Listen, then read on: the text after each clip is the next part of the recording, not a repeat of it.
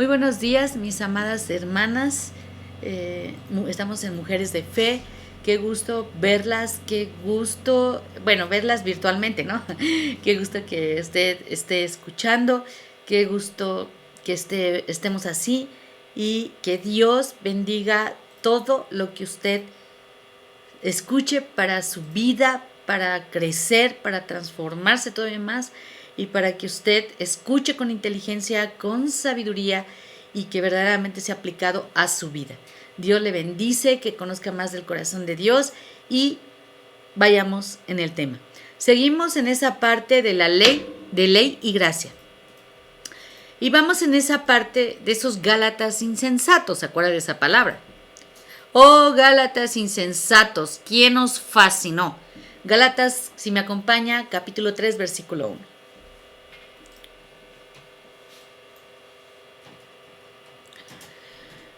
Hay dos cosas que van a distinguir la carta de Pablo a los Gálatas de otras escrituras.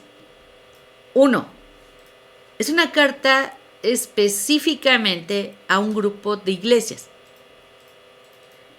Sus otras cartas fueron escritas a personas como Timoteo, Tito, Filemón, etc. O a iglesias individuales como las de Corintio, las de Filipos. Sin embargo, esta carta es dirigida a las iglesias de Galacia, es decir, a todas las iglesias del país entero. Es una carta escrita a un grupo de iglesias.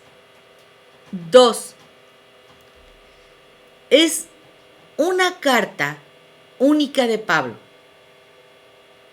que no está hablando algo bueno de los que la recibieron. La congregación afligida en Corinto, por ejemplo, fue alabada porque ellos fueron enriquecidos y no les faltaba ningún don espiritual. Primera de Corintios 1, 4 al 9, si usted lo recuerda.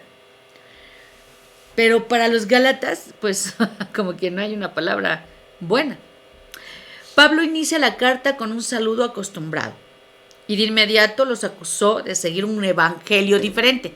Escribió: estoy maravillado de que tan pronto os hayáis alejado del que os llamó por la gracia de Cristo para seguir un evangelio diferente.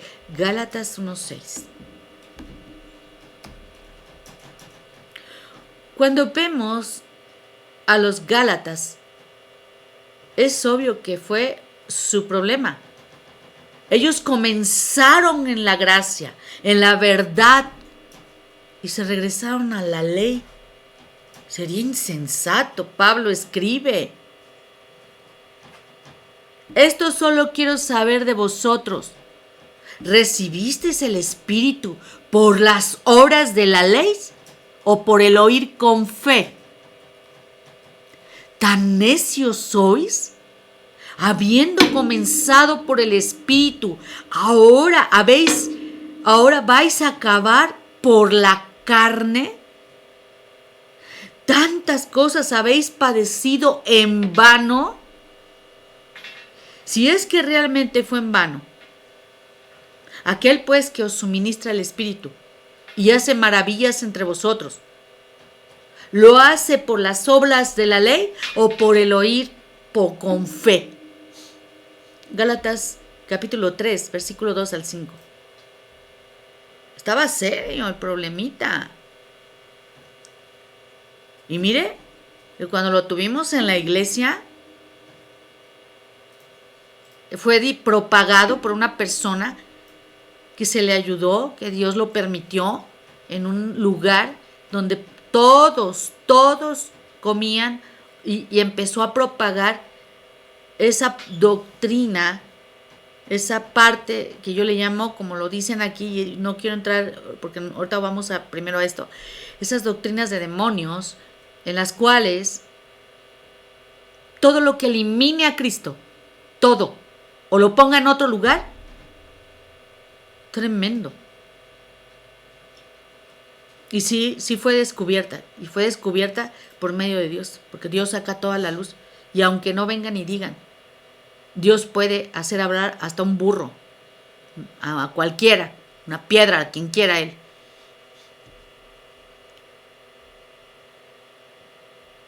Era algo serio. Los que trataban de ser justificados por la ley rompieron con Cristo, cayeron de la gracia. Gálatas 5:4.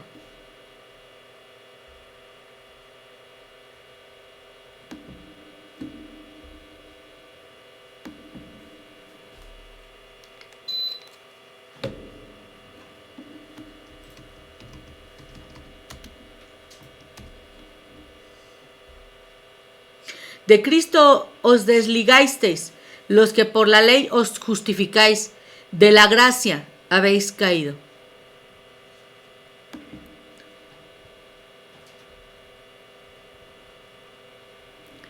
Por eso hemos hablado, mucho cuidado con lo que ves en internet, con lo que te envían, con lo que te dicen, con lo que otros practican. No quiere decir que porque traigan una Biblia, si hasta Satanás se sabe la palabra, eso para ti debe de ser verdadero. Por eso tanto la instrucción, no dejes de tomar el instituto, no dejes de escudriñar la palabra, no dejes verdaderamente de hacer tu responsabilidad por tu vida, por tu bien. Aunque Moisés fue condenado por la mismísima ley que proclamó, Santiago 2:10, porque cualquiera que guardare toda la ley pero ofendiera en un punto, se hace culpable de todos. Hay quien de manera sarcástica dice: ¿cuál de los 10 mandamientos propone usted quebrantar? Pero esa pregunta es la creencia sincera que en realidad cualquiera quiere. Podría el de poder guardar los 10 mandamientos. Pero no es cierta, lamentablemente. Aún Moisés, por medio de que vinieron estos mandamientos, no los guardó. Moisés fue prohibido entrar a esa tierra prometida. Moisés tenía una relación única con Dios. María y Aarón lo criticaron. De inmediato Dios lo defendió y dijo, Números 12, versículos 6 al 8, oíd ahora mis palabras. Cuando haya entre vosotros profeta de Jehová, le apareceré en visión, en sueños hablaré con él. No así a mi siervo Moisés, como es fiel en toda mi casa. Cara a cara hablaré con él y claramente y no por figuras, y verá la apariencia de Jehová. ¿Por qué? Pues no tuvisteis temor de hablar contra mi siervo Moisés.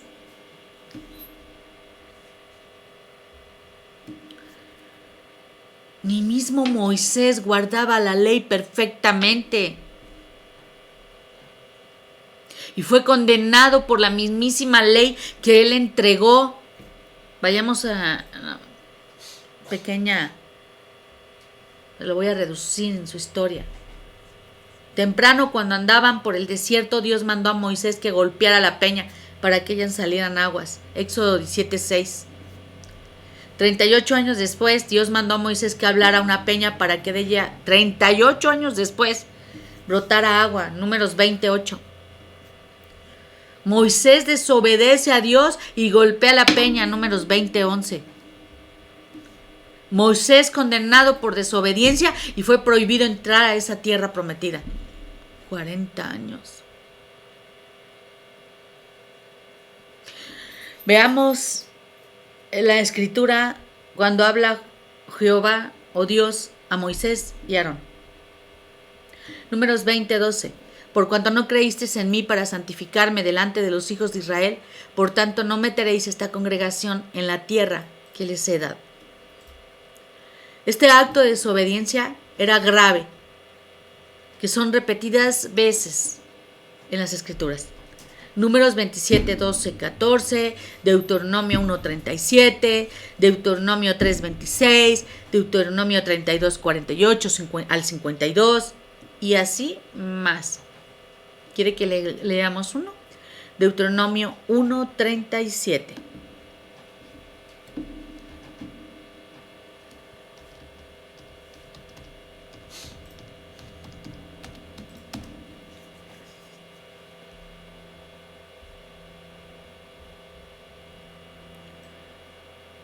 También contra mí se airó Jehová por vosotros y me dijo, tampoco tú entrarás allá.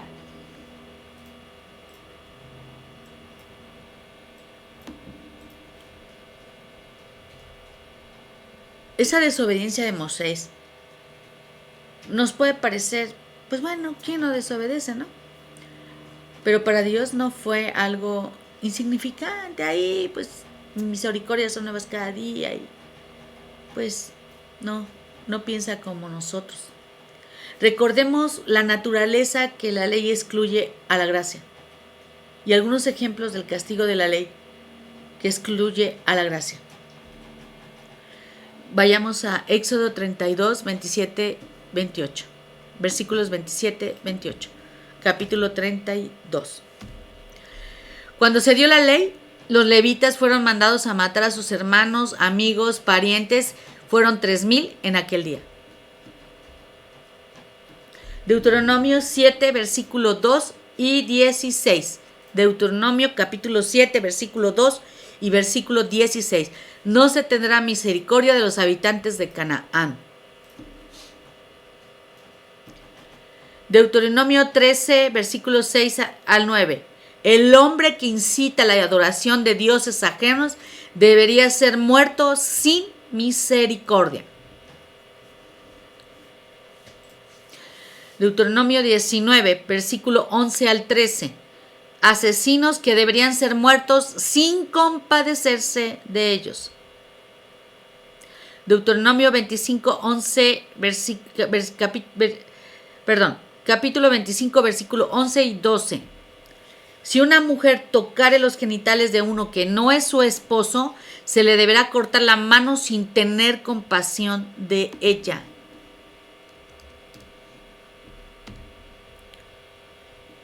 El que viola la ley de Moisés por el testimonio de 2 o 3 testigos muere irremisiblemente.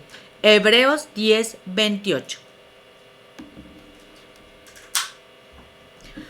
La ley que es sin misericordia podría parecernos fuerte, pero dicen que es débil e inútil. Hebreos 7, 18.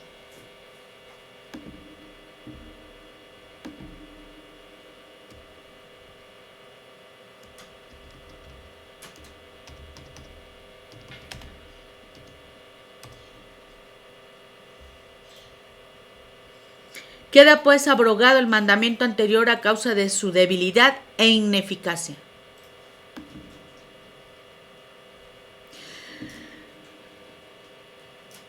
Moisés fue salvo. Lo creemos, porque él apareció, y lo sabemos porque recordemos algo, él apareció en Elías en el monte de la transfiguración, ¿no? En Lucas 9, 28, 31.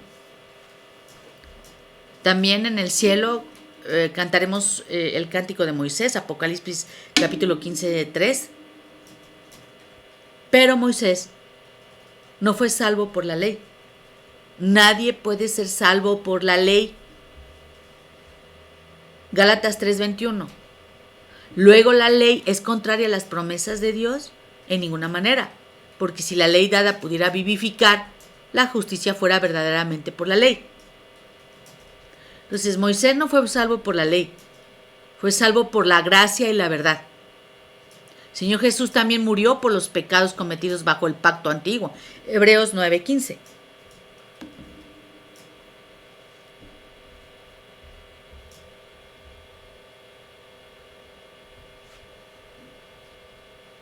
Así que por eso es mediador de un nuevo pacto, para que interviniendo muerte para la revisión de las transgresiones que había bajo el primer pacto, los llamados reciban la promesa de la herencia eterna.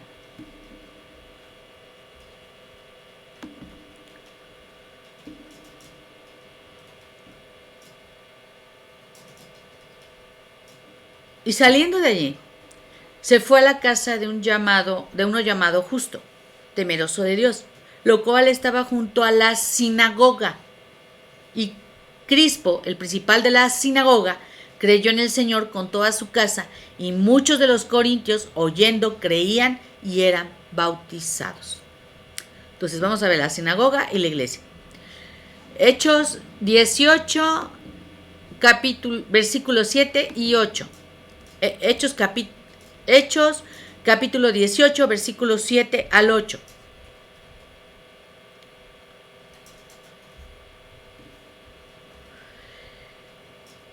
Vamos a ver esa diferencia entre la ley y la gracia en esta comparación de sinagoga con iglesia. Todos los judíos adoraban en las sinagogas. Los cristianos adoraban en cualquier casa o lugar, ¿no? Cuando los judíos de Corinto se opusieron a Pablo y eran abusivos, él se fue a la casa al lado de la sinagoga y estableció una congregación en la casa de Justo. Ahora, vamos a tenemos una ilustración de la Biblia acerca de una diferencia entre la ley y la gracia. La sinagoga y el lugar de reunión de la iglesia estaban juntos. La sinagoga de los judíos enfatiza la ley. En la iglesia enfatiza la gracia. La sinagoga enfatizaba amenazas. La iglesia enfatizaba promesas. La sinagoga enfatiza miedo. La iglesia enfatiza el amor.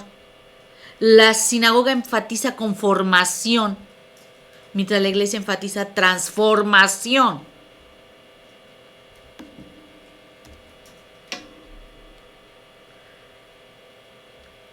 Y la ausencia de misericordia en la sinagoga, tenemos que recordar que los azotes públicos fueron parte de la adoración de los judíos. Y Jesús advirtió muy claro a sus discípulos. Mateo 10:17, en sus sinagogas os azotarán. Mateo 23:24, y a otros azotaréis en vuestras sinagogas y perseguiréis de ciudad en ciudad. Marcos 13:9, pero mirad por vosotros mismos, porque os entregarán a los concilios y en las sinagogas os azotarán. Juan 16:2, pero antes de estas cosas os echarán mano y os perseguirán, y os entregarán a las sinagogas y a las cárceles, y seréis llevados ante reyes y ante gobernadores por causa de mi nombre. Lucas 21:12. Os expulsarán de las sinagogas, y aún viene la hora cuando cualquiera que os mate pensará que rinde servicio a Dios. Juan 16:2. Pablo torturaba a los cristianos en las sinagogas. Él dijo, Señor, ellos saben que yo encarcelaba y azotaba en todas las sinagogas a los que creían en ti. Hechos 22:19.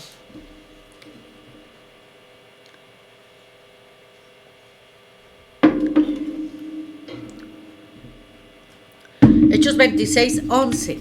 Y muchas veces castigándolos en todas las sinagogas, los forcé a blasfemar, y enfurecido sobremanera contra ellos, los perseguí hasta en las ciudades extranjeras.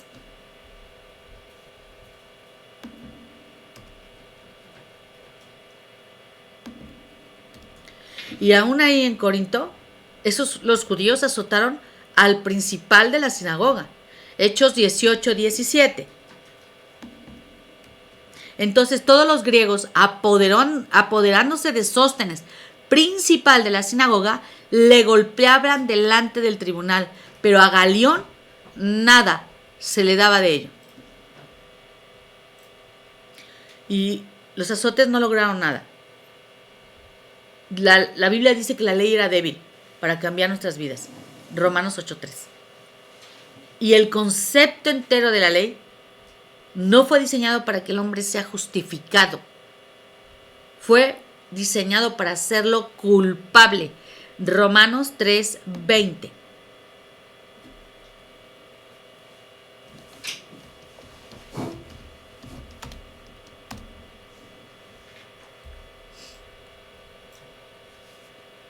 Ya que por las obras de la ley ningún ser humano será justificado delante de él, que por medio de la ley es el conocimiento del pecado.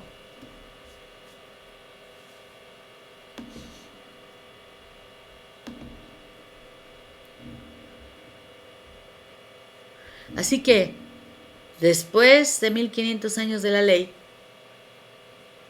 después de 2000 años, más pecaminoso que al principio de la ley. El Señor les dijo, nuestro Señor Jesús, ay de vosotros, escribas y fariseos hipócritas, porque recorréis mar y tierra para hacer un prosélito, y una vez hecho, le hacéis 2 veces más hijo del infierno que vosotros. La ley no justificó al hombre, pero sí lo hizo hipócrita. Cuando la ley fue dada, el pueblo se desenfrena y tiene una orgía ante el becerro de oro. Más tarde el pueblo aprendió a esconder su naturaleza pecaminosa dentro de esa fachada santurrona y religiosa. Jesús dijo que eran como sepulcros blanqueados por fuera hermosos, pero por dentro llenos de huesos de muertos y de toda inmundicia. Mateo 23, 27.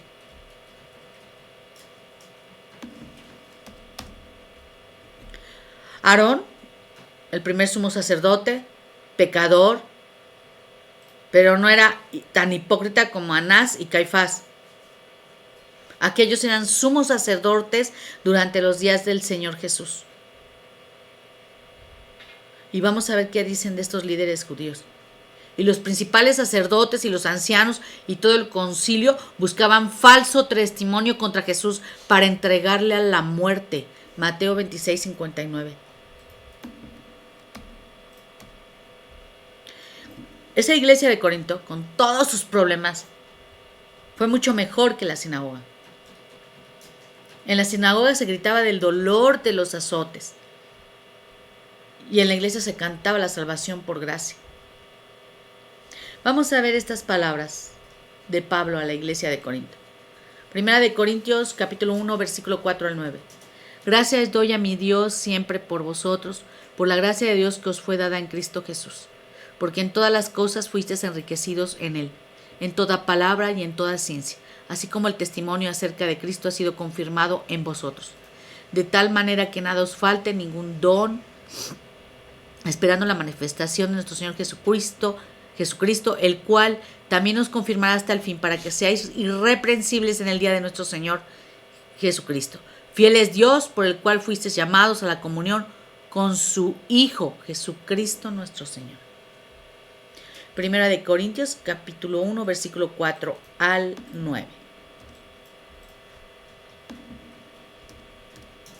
¿Se acuerda usted de Agar y Sara? Gálatas 4:24, lo cual es una alegoría, pues estas mujeres son los 2 pactos.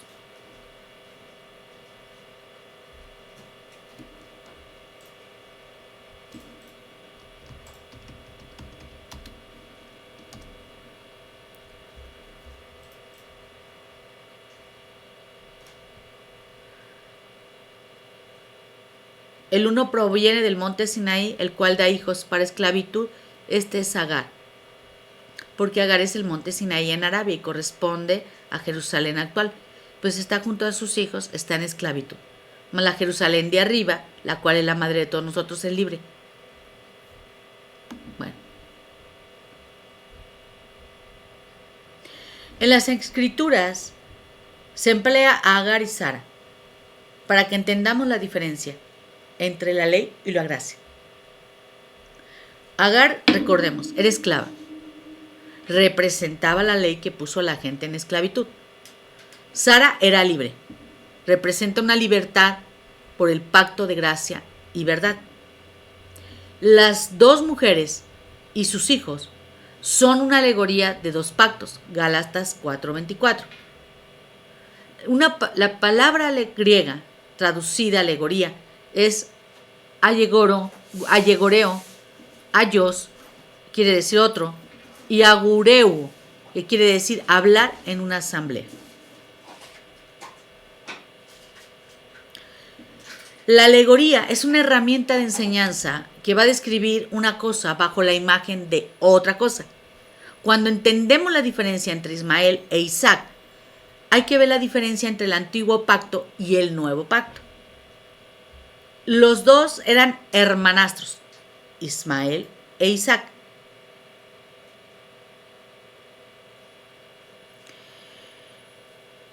y eran muy parecidos en muchos aspectos. Abraham los engendró cuando era él ya viejo. Dios habló a las dos mamás y profetizó acerca del futuro de los dos hijos. Los dos fueron circuncidados. Ambos fueron naciones grandes. Los dos vivían en la misma área del mundo. Ayudaron a sepultar a su padre. Los dos, ambos tenían el mismo padre. Y es seguro que han de haber tenido ciertos aspectos similares. Ambos llevaban el mismo tipo de ropa, comían el mismo tipo de comida, tenían un mismo modo de vivir. Al verlos de lejos sería fácil confundir uno con el otro. Puede ser que los hermanos eran similares, pero eran radicalmente distintos. La palabra radical viene de la palabra latina radix, que quiere decir raíz. Estos hermanos eran radicalmente diferentes, como la esclavitud y la libertad. Judaísmo y cristianismo son similares en muchas maneras superficiales. Las dos, la sinagoga y la iglesia, estaban involucradas en actividades similares.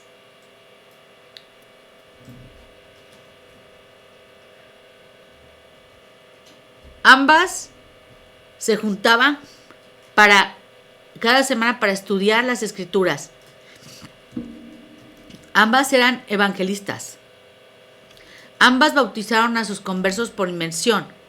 Ambas cantaban salmos. Ambas rechazaban a los ídolos paganos.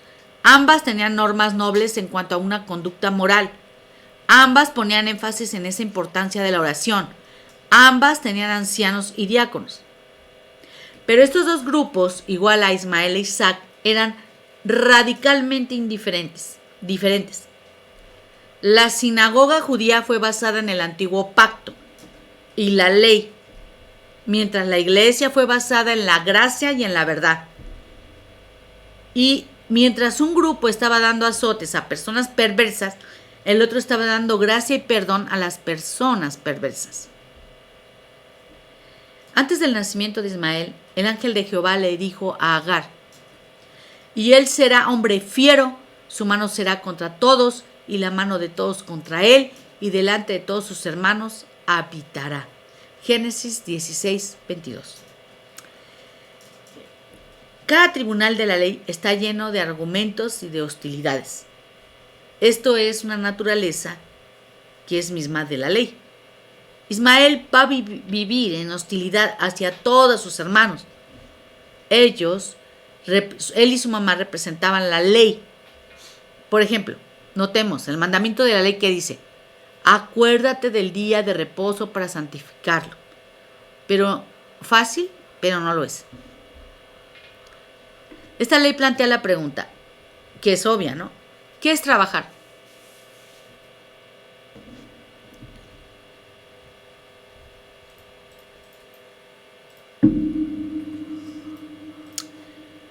Algunos dicen que es llevar una carga en el día de reposo.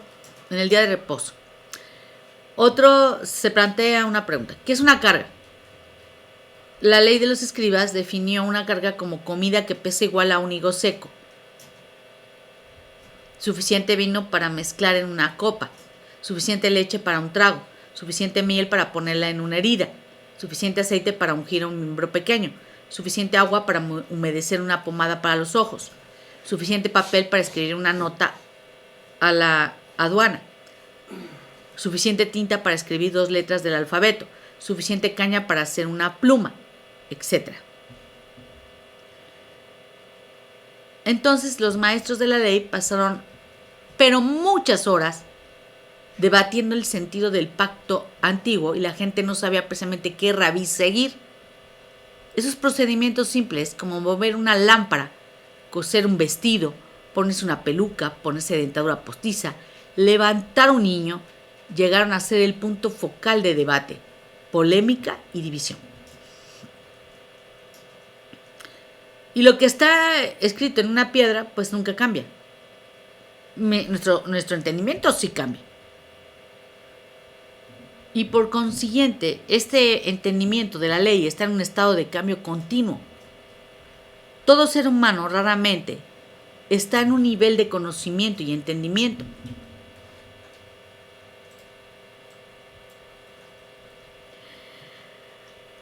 Descubrimos a veces que una nueva información nos obliga a abandonar posiciones previas, en las cuales nosotros teníamos mucha confianza.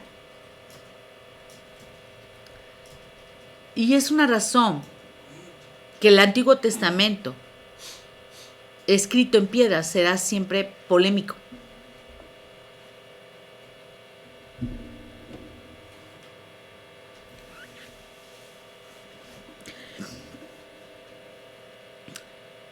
Sara e Isaac son diferentes y son esa alegoría del nuevo pacto. A ver, va a ser breve esto. 13 años después del nacimiento de Ismael, Dios apareció otra vez a Abraham y le renovó sus promesas. Las promesas fueron dadas en relación con el pacto de circuncisión y el cambio de los nombres. Abraham, padre exaltado. Fue dado el nombre Abraham, padre de multitudes. Sarai, Jehová es príncipe. Fue dado al nombre Sara, princesa.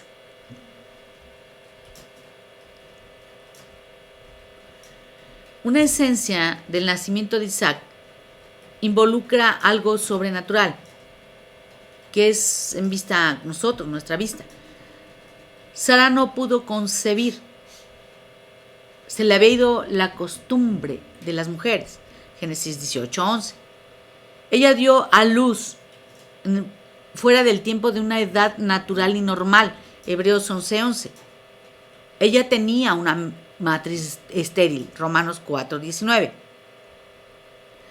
Ella quería tener un bebé todos los años que estaba casada y había fallado. Y esa idea que podía concebir después de la menopausia fue ridícula. Y esta idea no vino de ellos, vino de él, de Dios. El nombre de Isaac quiere decir risa. Abraham se rió de la idea del nacimiento de Isaac, Génesis 17:17. Y se rió también Sara, Génesis 18:12. Isaac debe haberse reído también cuando heredó todo lo que Ismael había esperado.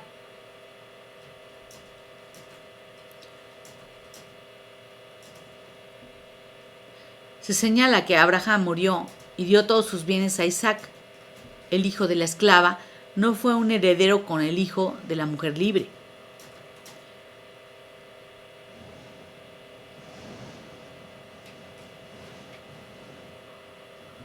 Y nuestra herencia es como la de Isaac, es a la vez milagrosa e inmerecida. Y mientras Ismael discute y se queja, Isaac se ríe. Esta es una alegoría conmovedora de dos pactos.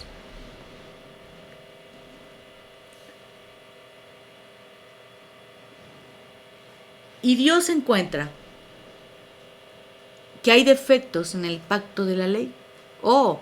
Porque si aquel primero hubiera sido sin defecto, ciertamente nos hubiera procurado lugar para el segundo. Hebreos 8:7. Las leyes fueron escritas en piedra y no hicieron rectos a los hombres. Pablo escribió a los Corintios que la ley era el poder del pecado. Primera de Corintios 15:56. Por lo siguiente, Dios escribió un nuevo pacto, y el pacto no sería escrito en tablas de piedra ni en hojas de papel, sino en la mente y los corazones de los creyentes. Consideremos. Hebreos capítulo 8, versículo 8 al 13.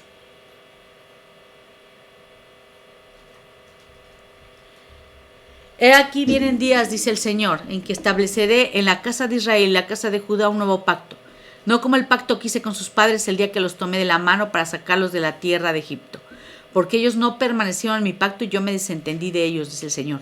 Por lo cual, ese es el pacto que haré con la casa de Israel. Después de aquellos días, dice el Señor, pondré mis leyes en la mente de ellos y sobre su corazón los escribiré. Y seré a ellos por Dios y ellos me serán a mí por pueblo. Y ninguno enseñará a su prójimo ni ninguno a su hermano diciendo, conoce al Señor, porque todos me conocerán desde el menor hasta el mayor de ellos, porque seré propicio a sus injusticias y nunca más me acordaré de sus pecados, de sus iniquidades. Al decir nuevo pacto he dado por viejo al primero, y lo que se da por viejo y se envejece está próximo a desaparecer. El nuevo nacimiento con el nuevo pacto. Juan 3:3. Respondió Jesús y le dijo: de cierto te digo que el que no naciere de nuevo no puede ver el reino de Dios.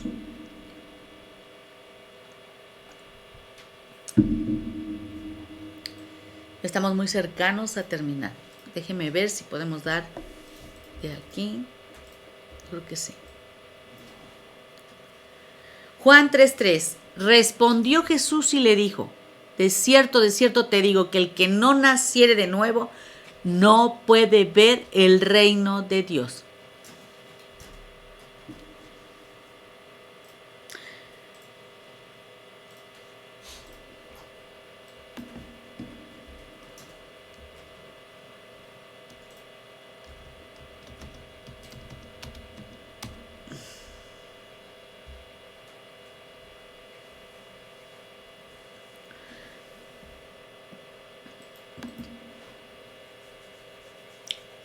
En Génesis 1:11, en el tercer día, Dios crió la hierba verde que se reproduce por medio de la semilla. Y cada semilla sabemos que se reproduce según su género. Aquella semilla de manzana va a producirnos manzanas. Aquellas de papaya van a producir papaya. Aquellas de durazno van a producir durazno. La vida de los seres humanos proviene de semillas. Es interesante y significativo notar que la primera vez que se menciona al Señor en las Escrituras, Él se describe como la simiente de la mujer, Génesis 3:15.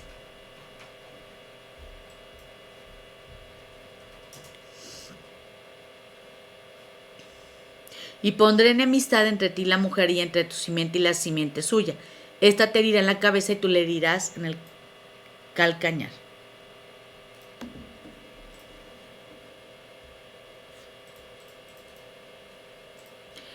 Cada semilla tiene un código genético que produce una forma de vida específica. El Señor Jesús le dijo a Nicodemo que tenía que nacer de nuevo, Juan 3:1-8. Lo que nace de la carne es carne, y lo que nace del espíritu es espíritu, Juan 3:6.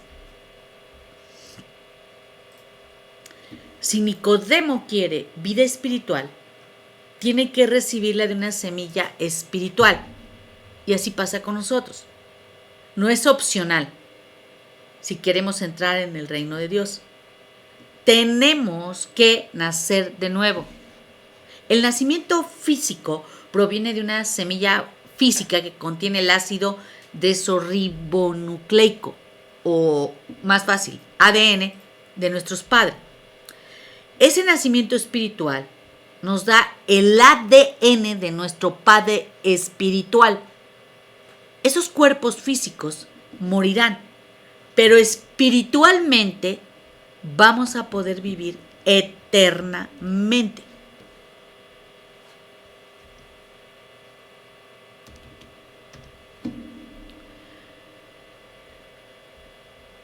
Y Pedro recuerda que los cristianos son renacidos, no de simiente corruptible, sino de incorruptible, por la palabra de Dios que vive y permanece para siempre. Primera de Pedro 1:23. Y esa semilla espiritual está dentro de nosotros. Es la naturaleza de Dios. Así como la semilla física nos dio la imagen de nuestro Padre terrenal, yo creo que tendrá por ahí el rasguito del papá, el rasgo de mamá, el rasgo de la abuela, lo terrenal.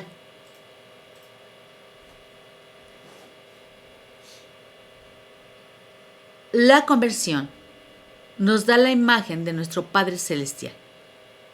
El reino de Dios es espiritual. No puede ser heredado por carne ni sangre. Y el producto de renacer espiritual es muy real. Y de hecho los cristianos somos llamados nuevas criaturas en Cristo Jesús.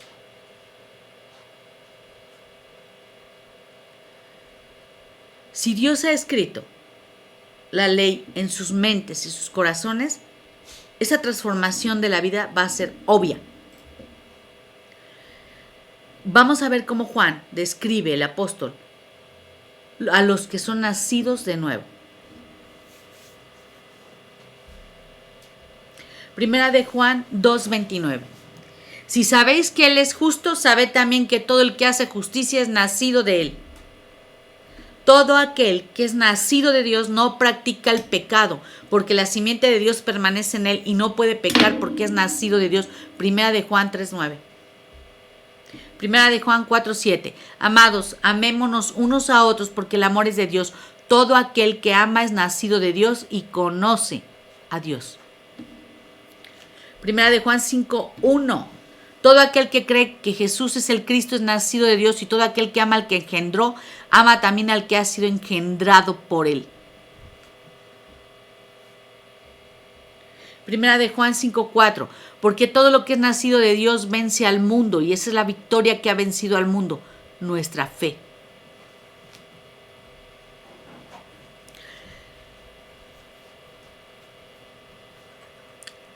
Primera de Juan 5:18. Sabemos que todo aquel que ha nacido de Dios no practica el pecado, pues aquel que fue engendrado por Dios le guarda y el maligno no le toca. Juan el apóstol escribió estas palabras y es el hombre que escribió que la ley fue dada por medio de Moisés, mas la gracia y la verdad por medio de Jesucristo.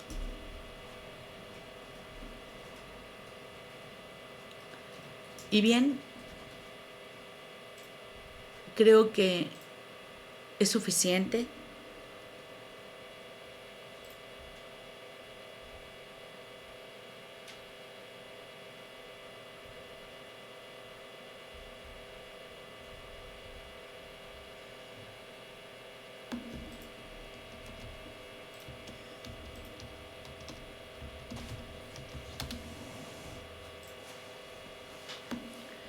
Y pues bueno, vamos a dar gracias, sobre todo a ese Dios tan grande y maravilloso que es nuestro Padre Celestial.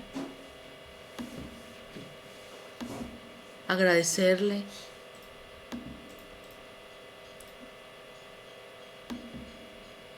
por su gracia, por su bondad, por su amor.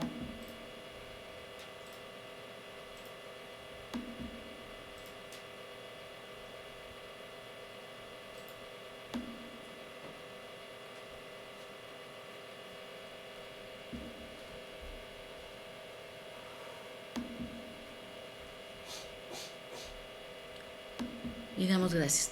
Señor, te damos gracias por esta mañana, por este hermoso día, por la vida de cada una de mis hermanas, hermanos, Señor, que se acercan a ti, que escuchan de ti, y confirma a sus corazones y ayúdanos. Ayúdanos, Señor, a poner por obra tu palabra.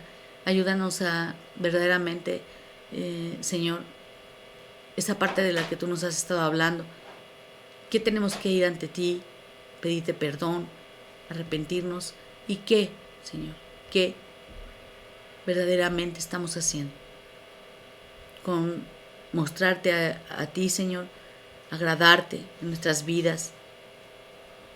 Te agradecemos, te bendecimos y te rogamos por nosotros y por los que están cerca de nosotros, muy cerca.